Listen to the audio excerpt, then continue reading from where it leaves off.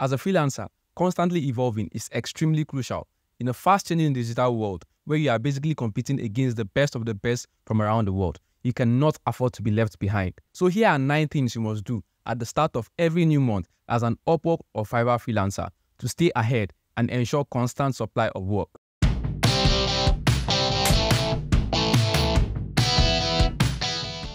Martin's here, and I am an Upwork freelancer with over 30k earnings, and on this channel, I share freelancing tips to help you succeed. So the first thing you must do at the start of every new month is to refresh your profile overview.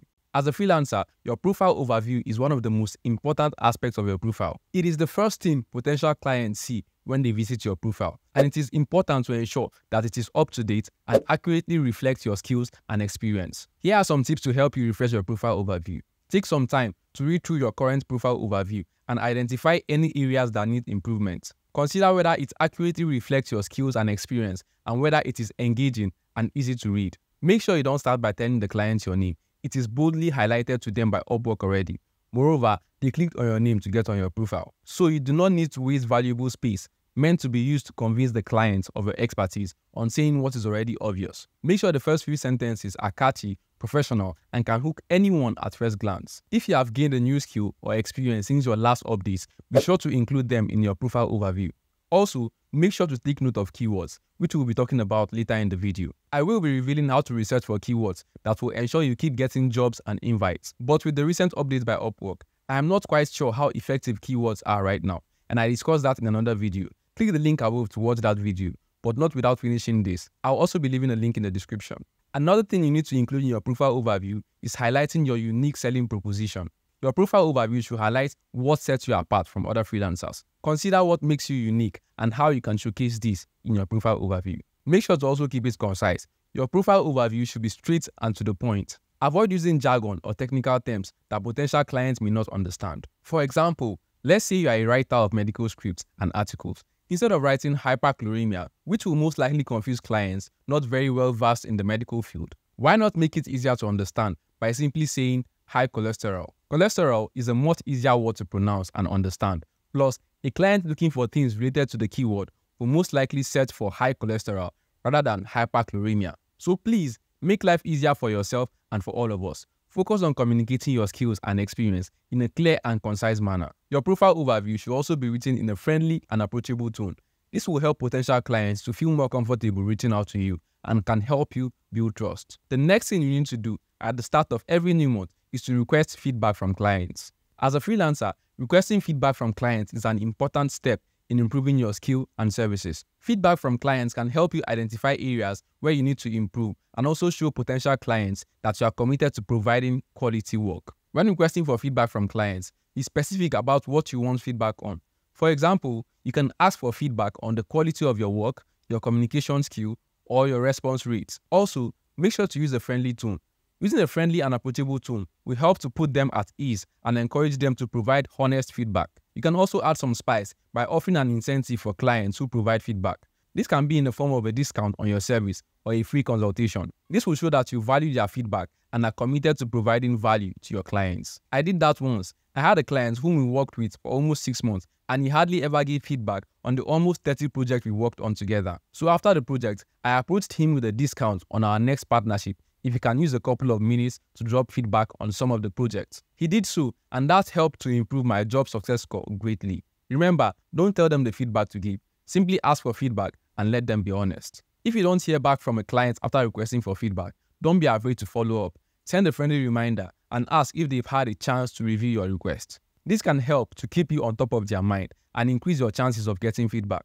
Once you receive this feedback, use it to improve your skill and services. The next thing to do is to evaluate your Upwork stats. Upwork provides freelancers with a range of stats that can help them evaluate their performance on the platform. These stats can be found by navigating to Find Work, My Stats. Here are some of the insights that freelancers can gain from their Upwork stats. The first one is client satisfaction.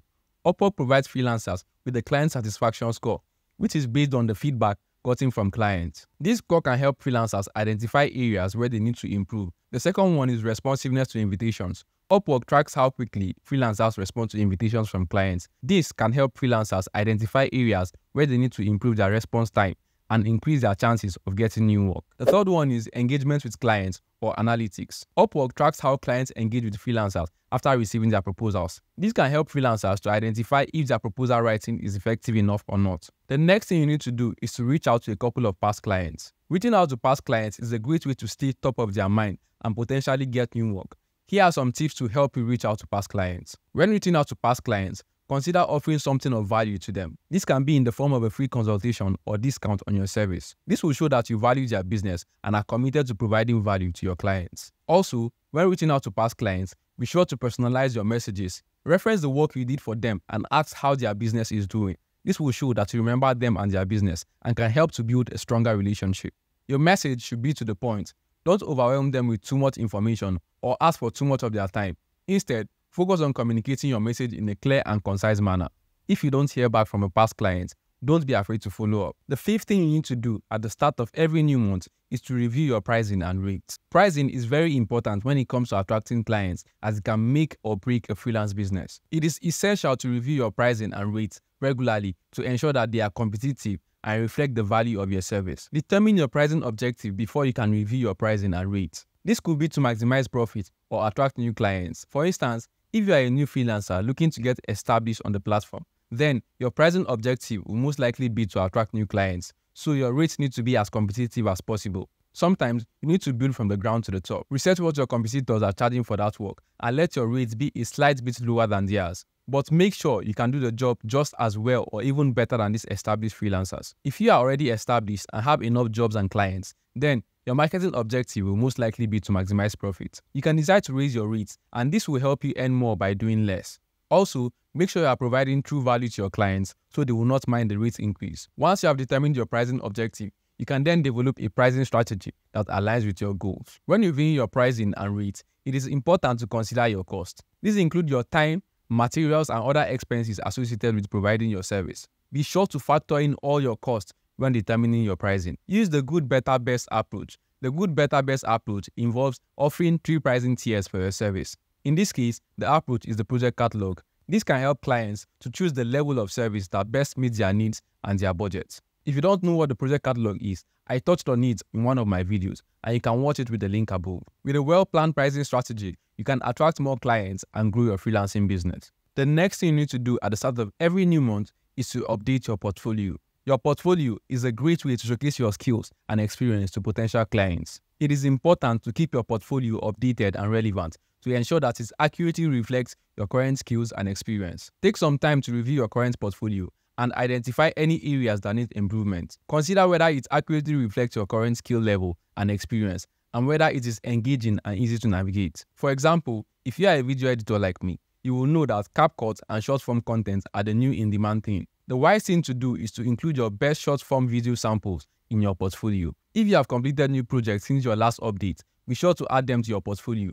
This will help potential clients see that you are constantly improving and expanding on your skills. Also, be sure to use high-quality visuals such as photographs and videos. This will help showcase the impact and worth of your work and attract potential clients. The next thing you should do is to optimize your profile for keywords. Optimizing your profile for keywords is an important step in attracting potential clients to your profile. By including relevant keywords in your profile overview, skills, and experience sections, you can increase your visibility and make it easier for clients to find you when they search for specific skills and services. Before you can optimize your profile for keywords, you need to determine your target keywords. These are the keywords that potential clients are likely to use when searching for your service. Conduct keyword research to identify the most relevant keywords for your niche. Like the example I gave about video editors, alongside adding Premiere Pro and professional video editing software to your keywords. Make sure to include CapCut because it is what is trending in the short-form world right now. So don't sleep on the traffic. Once you have identified your target keywords, use them throughout your profile. This includes your profile overview, skills, and experience section. Be sure to use these keywords in a natural and organic way and avoid keyword stuffing. Use long-tail keywords. Long-tail keywords are more specific and targeted than broad keywords. They can help you to attract more qualified leads and increase your chance of getting hired. For example, instead of using the broad keyword graphic design, you can use the long-tail keyword logo design for small businesses. Also use variations of your keywords. Using variations of your keywords can help you to attract a wider range of potential clients. For example, if your target keyword is social media marketing, You can also use variations such as social media management, digital marketing, or social media advertising. Once you have optimized your profile for keywords, monitor your search results to see how your profile is performing. The next thing you need to do is to review your past proposals. Reviewing your past proposals is an important step in identifying areas where you can improve and make your proposals more effective. By reviewing your past proposals, you can identify common mistakes, areas where you can improve, and what has worked well in the past. Is your hook or first few sentences of your proposals catchy enough? Is it good enough to make clients stop scrolling? These are questions you need to ask yourself. Look for common mistakes that you have made in the past. This could include typos, grammatical errors, or formatting issues. In addition to identifying common mistakes, look for areas where you can improve your proposals. This could include improving your writing style, adding more details to your proposal, or making your proposal more visually appealing. I made a video about writing an effective proposal, and you can watch it with the link above.